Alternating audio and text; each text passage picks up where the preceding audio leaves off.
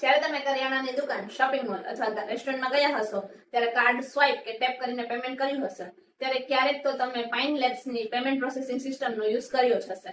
તો હવે આ ફિનટેક કંપની આઈપીઓ લઈને આવે છે. તેનો યુઝ નાના વેપારીઓથી લઈને મોટા એન્ટરપ્રાઇઝીસ કરે છે. કંપની વેપારીઓને point of sale solution, payment processing અને મર્ચન્ટ ફાઇનાન્સિંગ જેવી સર્વિસીસ આપે છે.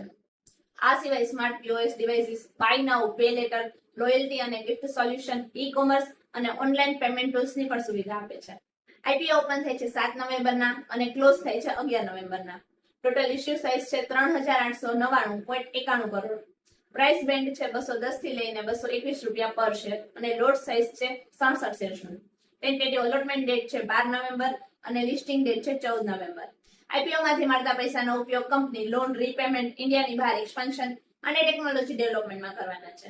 અત્યારે પણ કંપની ઇન્ડિયાની બહાર 20 જેટલા દેશોમાં ઓપરેટ કરે છે, જેવા કે Malaysia, Indonesia, Thailand, Vietnam, Philippines, Singapore, UAE, US અને ઓસ્ટ્રેલિયા. જો વાત કરીએ કંપનીના નેગેટિવ પાસાની, તો કંપની અત્યાર સુધી લોસમાં ચાલતી હતી અને જૂન 2025માં કંપનીએ 4 કરોડનો પ્રોફિટ કર્યો છે. કંપનીના ઓપરેશનમાં આરબીઆઈનું સ્ટ્રિક્ટ સુપરવિઝન છે, તો જો કંપનીના અગેન્સ્ટમાં કોઈ એક્શન લેવામાં આવે તો કંપનીના બિઝનેસ પર ડાયરેક્ટ ઇમ્પેક્ટ પડી શકે છે.